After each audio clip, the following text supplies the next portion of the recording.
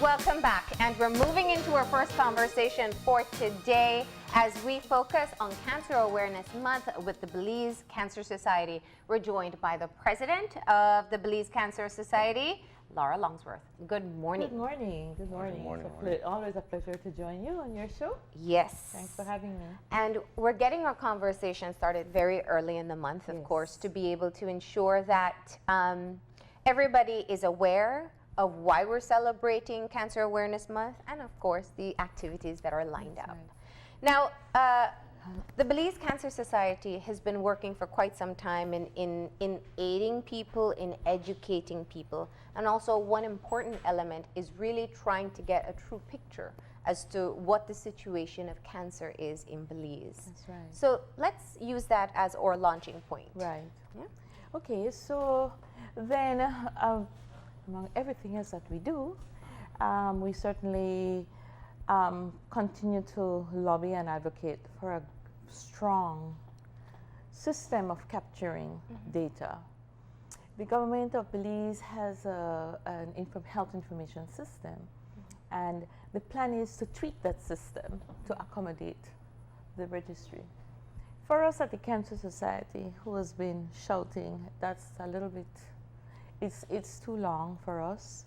We can say in a positive light that they have restarted the process in terms of the dialogue, and we're happy about that. But it is really not where it should be, especially when everything has to be based on evidence. And so whether you move out of your country or move into your country and look around, the data is, you have to plan your services based on good scientific data.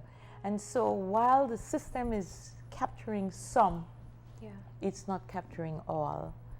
But in terms of estimates, we think that we understand the extent of the situation.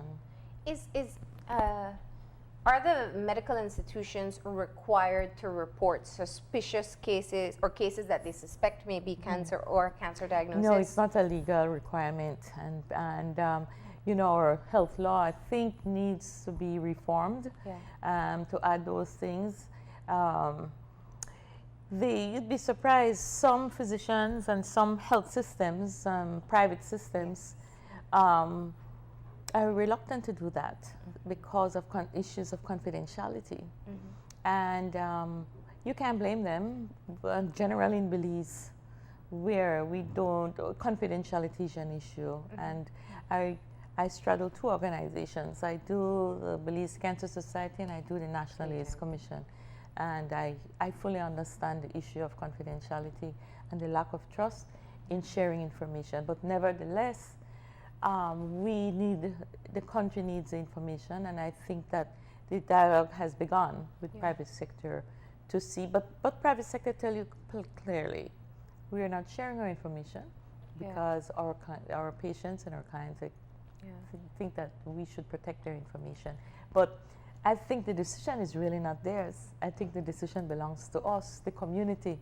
And so especially those who are affected by cancer and their families affected by cancer will really understand the importance of having their information in the system, albeit whatever that is used as a unique identifier to protect their identity. The reason I ask that question is because there are some diseases that, whether it's a private or public healthcare system, must be reportable. They're mandated to report. Yes, in mostly infectious diseases and so on, but not HIV is not. Okay. And rightly so. You know, because look at what happens with that. And I mean, when you understand the disease process of HIV, then you don't need to know. Right? But in terms of providing services and so on, the numbers are important. But cancer has a lot less stigma with it. So you'd be surprised. You'd be surprised. The arguments in relation to cancer would be a little bit different than for... No, it's the same. They don't want nobody to know that they have cancer. It carries a big shame. Stigma, yes, very much so. It's hard to understand, but we live with it. It really is. Yeah. It carries a very strong issue of reporting. People are moving past it now, Yeah. but nevertheless, it's a problem. You spoke about the problem and collecting data. Yes. What are the numbers right now that we are looking at? Then And what is the margin of error? Is it Well, it's always a margin of error because it's quite significant statistically because of the missing data from the system. Yeah. Because you don't have a structured cancer registry, you don't have anybody checking the data. Yeah. It's not in there, and sometimes it's in the records, but there's nobody looking for it. So naturally, you will have some kind of errors there. Yeah. But in terms of, for instance, for children, based on the collection of data in the public system and collection of data at the treatment center in Dangriga, for instance, we can tell your children, you have a child being diagnosed with cancer, I think you have like 12 a year. Wow. And yeah, and we get it through the Cancer Society because we have a program that we get them into treatment with the support of Social Security and Ministry of Health to a particular spot treatment center in Merida. Mm-hmm. Yeah. But so that's how you're able to have so an we idea. can we have that data, and so that finds its way into the public information system. Dangriga also collects data, and so now you're getting a better picture because they're treating people there. And first, we didn't have anybody that was giving treatment, providing treatment. Do you have a national number, like a percentage? So, like they would say, like 12 to 14% of yes, it's quite high. Of all deaths are related to cancer, and the numbers are there. The recent and the numbers are there. It shows you clearly we have some 4 or 5 leading cancers: prostate for men, cervical cancer for women, breast cancer for women, colorectal cancer. And now we're beginning to see some lung cancers. But so the data it shows you, when you run the numbers, it's right there. So it's not like we don't have anything to work on. And I think it's getting better because the health information system is more sensitive as they continue to work with seeing how they can incorporate the data. And we had, about 5 years ago, one of our epidemiologists had run a study, visited all the centers, and came up with those figures that was close, but also identified missing data, margins of error. But we need a good, strong registry because it's not capturing only the numbers, it is the trends.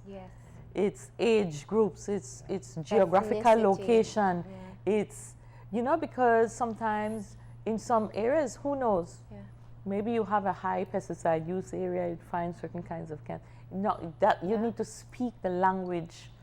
Or one community who perhaps eats in a particular way. Right. It would be so much more helpful. It would, exactly. And not only on the negative, on the positive too, because if you see it not happening in certain areas, it could be an indicator of how you can change. Of course, and that's what we look for. That's always what we look for. Is there also a challenge in being able, because I would imagine, and Kevin spoke of there not being stigma, but we've had guests on the show, cancer survivors, who talk about not wanting to disclose because a lot of times some of the cancers that women experience, breast or cervical, people assume is because you were promiscuous. And so that's part of what the stigma is as well.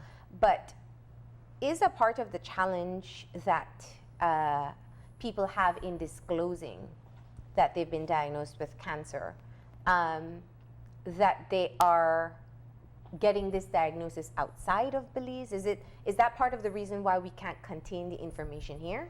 I think the issue is that we need our people on board so that they make sure that their information get into the system. Okay. It's the reverse. It's because how will you collect data from abroad if it's not provided to you? So if I get diagnosed outside Belize, it's when I come back and meet my physician so you can again. say, I want to be sure that my country has this information because it will help me, it will help everybody else. And so, but if you have a strong registry, that registry can perform that kind of service. And it's not only what you put in there, it's validating True. the data True. and using it how it's supposed to be used. So Now, let's talk about what the healthcare system in Belize provides for a person who's been diagnosed with cancer. yes. This is, I know, a challenge. When you speak of the pediatric assistance, that Yes. was a very necessary step that's Yes. helped many parents from Oh my the goodness. nightmare of struggling to find funds Indeed. to keep their child alive. But let's talk about if someone is if Kevin is diagnosed with some form of cancer, what options does he have in Belize in this present day? Okay, so therein lies the challenge. The country still does not have a comprehensive cancer control program. Yeah. Therein lies the problem. So we do not have in place structured screening processes and services for, as a general policy.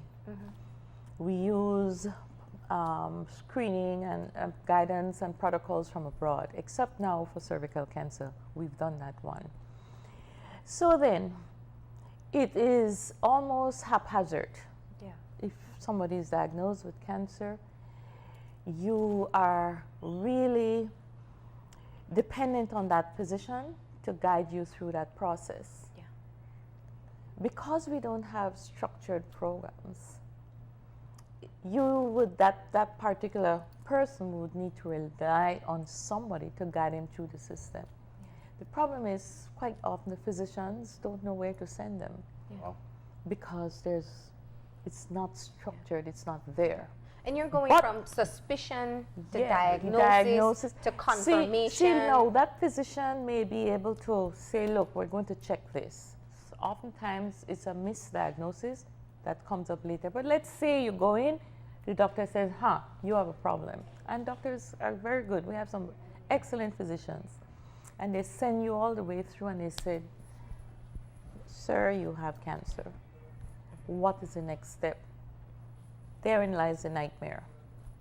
There's some surgeries that can be done in Belize and others that cannot be done. Yeah. For the first time though, there's light on the horizon. We have a Belizean oncologist in country assigned to the Carl Houston Memorial Hospital. So maybe things will become will be expedited in terms of the cancer control plan. We've been pushing and hollering, but it's been very slow. Thereafter the diagnosis, then the nightmare begins. Cancer is a catastrophic event. You know how we go. We are economically depressed, so to speak, in Belize. We live, we pay our bills, but you seldom have those kinds of funds to say, oh, I'll go off to the Guatemala or murder for treatment. So we always advise patients to use the facilities you have here. We have CT scans now, we have equipment, we have laboratories, we have I think now we have 4 pathologists, and so on. So the diagnostic part is really getting there, and the surgical services are there. But the other side to that, if you need radiation, none in Belize. Yeah.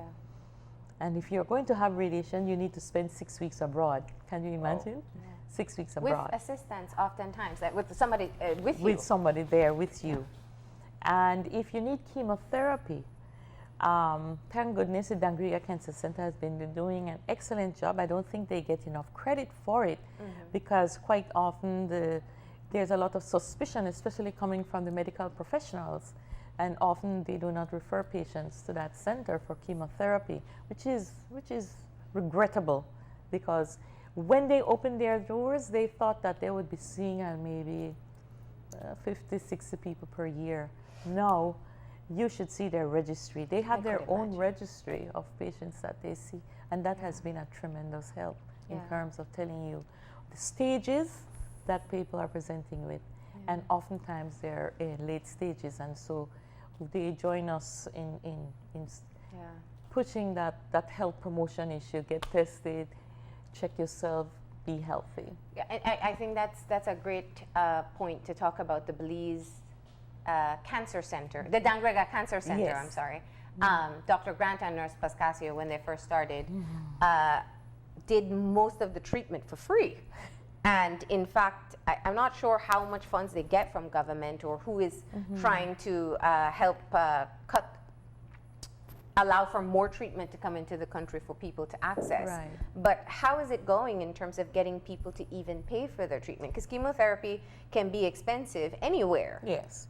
They have a foundation, and because of who Dr. Grant is in the U.S., he's able to work directly with his suppliers, and they bring in state-of-the-art medication, which is they're contrary to what people believe. They believe that sometimes there are rumors that they bring in substandard medications, and that is absolutely untrue.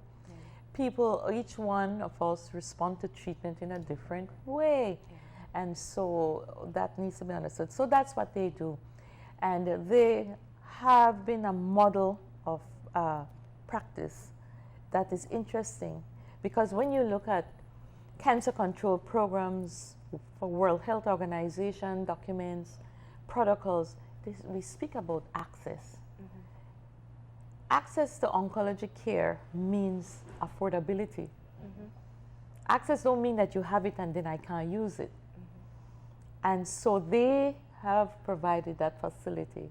You come to us for chemotherapy, you will get chemotherapy regardless of your ability to pay. So that's their headache. So their foundation has to work harder, and it's becoming harder. I could imagine. It's becoming harder for them. And so they're saying, They're what, some 9, things almost have 10 to, years yes, in? things have to change. And so the input from government is limited. I think what government does, they pay their nurses though. Okay. You know, and so that takes care of, that's a big chunk right there. And we still need more oncology trained nurses and so on. On our side, we are very pleased to support them. We have an offer from a private sector to put in a satellite clinic for chemotherapy over here. And so the plans are ready, and so we're beginning to, hopefully in the next month or so, we'll begin to renovate, and so that clinic can be there. You spoke about what the public sector Yes. contribution is, but what is the approach of the Ministry of Health to this Yeah. significant problem? 10% of your population in deaths. Yes. It's significant. That's a problem. What has been their approach? They also have a problem because people go to them for radiation money, for chemotherapy money, for everything.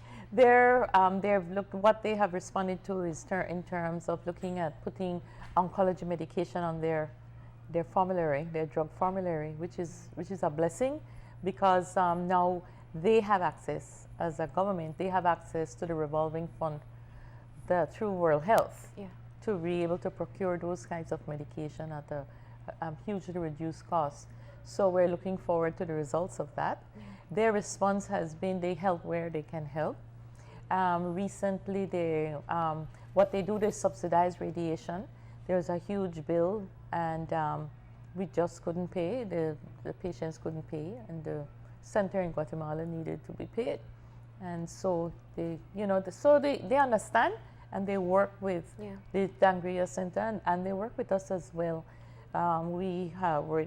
They responded to our cry for getting cervical cancer under control, and we work everything, the entire program, including the launch of the HPV vaccine, which is a preventable. Yeah. Vaccine is vaccine. Yeah. Some people believe in it, some people don't. You'll always have those persons. But the vaccine is available. Yes. And we do education, so. You know, I'm glad you spoke of that, because one of the things that we don't want to miss in the conversation is that the top cancers in Belize are still the list of the preventable and treatable cancers. And the ones that you can go after. There's some of us will. And the idea is, though, with cancer is wellness. Yeah. You can be exercising, you can be doing all sorts of things, but it doesn't mean that you won't have cancer. That's true. What you can do, though, is to maintain that attitude of health so that you can combat any get disease. checked. We always hear these crazy stories of athletes who are in you have to excellent keep condition. checking. Yeah. You have to keep checking, and people will tell you, I exercise, I eat well, and so on. On the other hand, though, there are some cancers like breast cancer and other types of cancers that's hugely impacted by obesity. And so, you know, we have to keep these things under control, and that's what we do at the Cancer Society. Cancer sits in the group of diseases called non-communicable diseases, and they have all these 4 risk factors: tobacco use, alcohol use, sedentary lifestyle, obesity, and so on. And it gives us an opportunity to help to keep our nation healthy. And so we move forward with that on that platform, while at the same time addressing the needs of those who are actually diagnosed with cancer. You know, the issue of obesity is one that perhaps we should discuss further, because the WHO only recently, and I mean within the past couple of years, classified it as a disease and also definitively as a risk factor It's for a risk factor, cancer. For For non-communicable diseases. diabetes. But we are also in an era where people are talking about embracing your body, and you know, some people love curves and all these things. So it's almost a mixed message. You know, the health organizations are saying, look, if you're overweight or obese, you are more inclined to getting these diseases that are very difficult to treat or can't be treated. And then on the other end, people are saying, well, you know, let's just enjoy our body as is. Yeah. How do you send the right message to I Belizeans? think the right message is the whole issue of balance. The right message is statistics to show how many of us are affected by diabetes, how tobacco is affecting us with our cardiovascular diseases, oral cancers, lung cancers, and other cancers. Tobacco does that. And yet our legislation is not there yet for the tobacco framework. We have a policy, but at what point do we get to the legislation? You know, and it's interesting because we are about to embark, and I guess we'll have to send you a copy of our plans so that you can help us with some promotion. We are participating in a banning of sweetened sugar drinks for children around the schools. I hope we don't get too much of a kickback from the community, but I think that it's time to get our children on board. Our children are getting a little bit heavy. They're being diagnosed with type 2 diabetes. They're being diagnosed. They're not, and we need to get education to get our children back into the play yard. It's interesting. We were asking the CEO of the Ministry of Health about this, and they speak of advocating for it, but that just doesn't seem to be more. We don't need to advocate for it. We just have to get it done. Get the kids outside and get them to play. Yeah. I know all over the world there are some programs where the teachers take them jogging. They bring their stuff off, they jog around the thing. We used to do that as children. Yeah. I used to do that as a child, and I'm a great-grandmother now, and now it's not being done. I think we just need to get back to the practical things on keeping, and get our kids moving from in front of the TV. They have a lot of distraction. But the important thing is for us to keep the sugar away. They're drinking too much sugar. We can start with those drinks. Are we approaching this problem in too much of a polite way? Sometimes. In terms of this, the problems that we're having is multi-sectoral. Whether or not it's agriculturally, the pesticides that are coming in, whether or not it is the quality of the fried chicken we're eating in the nights, or whether or not it's simply lifestyle advocacy. Is the Cancer Society probably overstretched? Well, no. In terms of, we promote the wellness part, but within the framework of the non-communicable disease, we have their partners. What has happened is that the government responded with a wonderful strategic plan to address non-communicable diseases. But that's where it's at. But is there an action plan tied into this? There's an action plan, and there's also an NCD commission that is inactive. And funds? and not funded. NCD. So, and non-communicable Non-communicable. disease commission. Okay. And we functioned for a while until we got to the plans, and then the restructuring and reconstituting of the committee fell apart. So I'm praying. I just came back from a meeting, and I was unable to sit on that particular committee because other countries are well on their way with their NCD commission, and we were not. So this, when you ask Outstretch, they're partners, multi-sectoral, and so you have all actors around the table addressing this in a broad way. If we don't do it, like you said, in a broad way, then we won't have the legislations going and so on. You know, when I think of this from, I know oftentimes policies are guided by looking at the investment that is necessary and also looking at the type of resources that go into it.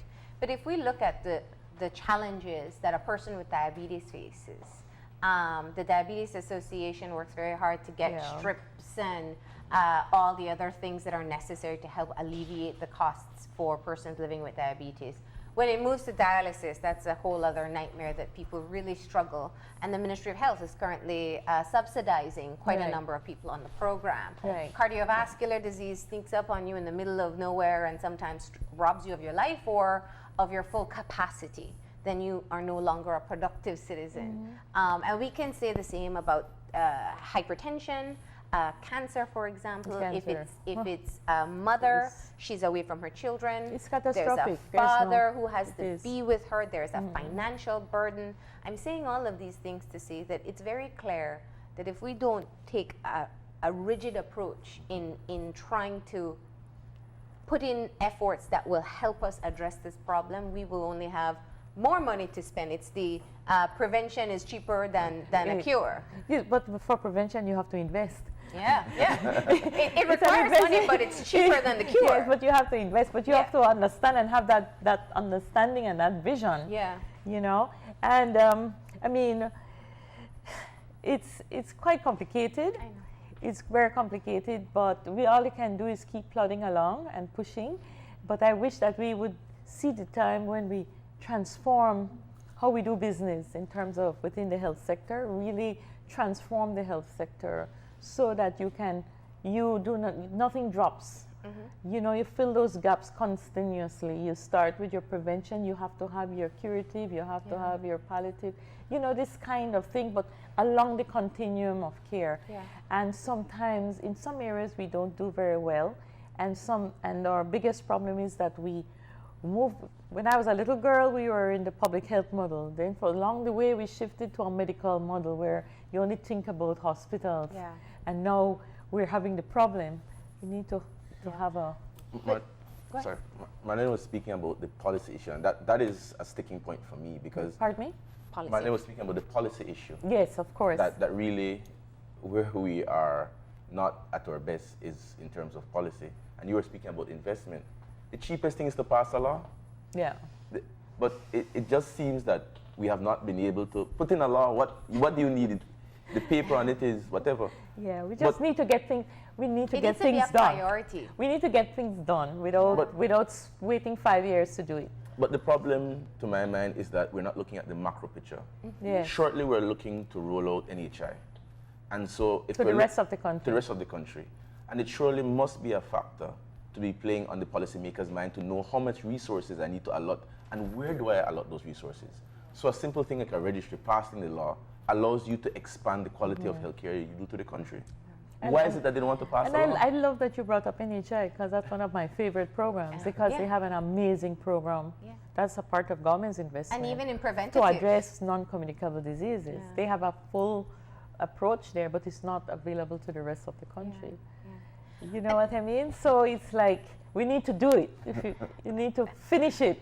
I can only imagine the frustration sometimes It is. because it's continuous advocating, and what we've seen is, And it's especially with cancer, it was someone, you know, maybe the degree of separation was 3 or 4 people, and now almost everyone knows someone directly affected by And cancer. healthcare financing is a series, a completely different discussion. But moving to the positive side, because I do want to point out one of the accomplishments that we should be proud of, the rollout of the HPV vaccine in being able to finally allow us to stop losing our mothers or sisters and our daughters to this preventable cancer. Yes, we're still, and I don't know that many people know that we're still having our young women, 28, 29, with advanced stages of cervical cancer. So that the kind of information cannot be overemphasized. You really need to have regular pap tests. The policy has been set for you to start doing regular paps at 25, but if you're sexually active, it's good to have those tests every 2 years or so. Just keep checking. That's the only thing with cancer. You have to go looking because it's there and sometimes you don't know. But when you go for a regular check, you can really catch things early. And I think that is the important thing, early detection. Can I ask a very basic question? This is a discussion I was having with a neighbor of mine. It might sound silly, but is cancer a recent phenomenon, or did it always exist and we just didn't have a name for it? It always existed. All the texts that I read way back when, these always existed. So many people died from old age in the but past. science has Nobody advanced. really looked why. Science had advanced. It's a name on it now. And so it's not only a name, but it's causative factors, risk factors, trending populations, geographical locations, and so it's highly sophisticated, except that, and they keep plugging at it, finding different ways to control cancer. People are living longer, way longer than we used to live, and especially in those places where you have access to technology and access to more sophisticated management. On our end, what we have to do is to work on the health end, going after early diagnosis and getting into our doctor clinics and getting our physicians to really give us good health checks. So let's review the screenings that, or the preventative checks that are recommended for people, from men and women. For men, you're going to, just say you walk in, every year you go in for a regular check. You can do a stool test for occult blood. You can get a regular, just a blood test. And if you, for instance, a simple thing, if you're going every so often you feel weak or so, you go and they give you a blood test, then they give you some iron. And that happens over 3-4 times. Something's wrong. Dig deeper. Something's bigger. There's a huge thing there, big. And those kinds of things. So you go in, you get regular check, and you can get a chest x-ray, check your blood, and have a stool test. Those are basic things that you can require.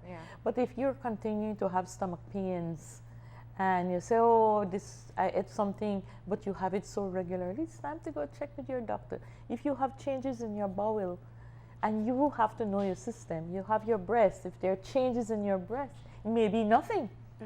Maybe fibrocystic breast, but you need to know the difference. And these are the things you go in and query. And so you don't wait for big things to happen or for your neighbor to be telling you to try this, try that. Go in and get. And for men and prostate cancer, they can get a blood test. And you remember family history. Family. If your dad, your uncle, or somebody had prostate cancer. For women, if they have breast cancer, you've had cancer in your family generally, you're at a higher risk. All right. And of course, cervical cancer screening is now available with immediate treatment throughout the country. In rural communities. Thank God. And I really thank Dr. Beer from the Ministry of Health for her vigilance and her support in really taking care of women in Belize. And we can't say thank you enough because it's accessible. I mean, if you need a pap smear, you can get a pap smear. It's beyond that, that's a problem. If you're diagnosed, then we have to help to work you through the system. All right, and to close off, the activities for Cancer Awareness Month. Well, we're excited as always about Cancer Awareness Month. We have our big cancer walk that you will hear more about in the coming weeks. And but the cancer walk for Dangriga and Belmopan takes place on May 12th, and ours is on the last Saturday in May. We also observe World No Tobacco Day on the 31st, and we are partnering with the Ministry of Health this year to manage that. There are many other things that we're involved in. We're very happy to work on our childhood obesity plan that we have, and we'll be rolling that out, meeting with partners and so on. We continue to work on our clinic that we want to add in terms of additional services for the country of Belize. And we have continued to have fairs. We will participating in health fairs, partnering with Atlantic Bank and Ministry of Education and so on. So we have a busy month ahead. We are also planning our AGM. We have decided to move it from May to June, and so by the next AGM, we should have a new president of the Belize Cancer Society. I've been saying that for over 2 years. Allow you to do that? For over 2 years, and I'm like, I'm exiting and leaving them. And so, not really, but it's time for us to really strengthen the organization. I think we're at a threshold now where we have to move to a different level. We need a very strong board. We need a young, vibrant president that can find the funds that we need to sustain the work that we're doing at the Cancer Society. And I just want to really thank all the partners, especially the Ministry of Health, for working with us, the nurses for working with us. And I think Ms. Reynolds tells me we're also doing, they need to listen and read, go on their Facebook. We're doing some HPV vaccinations. Yes, I forget the date that she gave me, but we'll put it up and put it on Facebook. Awesome. So we continue the month. We just ask the media and yourselves and everybody to remember to plug our Cancer Walk. Yes. It's a big fundraiser for us. And please ask Buy everybody to buy the T-shirts. Don't wear your own or last year's. Buy the new one. That's the purpose of the walk. Yes. So. And so just stay healthy, no tobacco, watch our alcohol, and maybe this is time to go in and get a wellness check. All right. Well, thank you so much for coming in and reminding us of the importance of doing what we can to prevent non-communicable diseases, including cancer. That's right. All right, we're going to go ahead and take a break, and when we come back, we'll be looking at floral arrangements for Mother's Day, so stay tuned.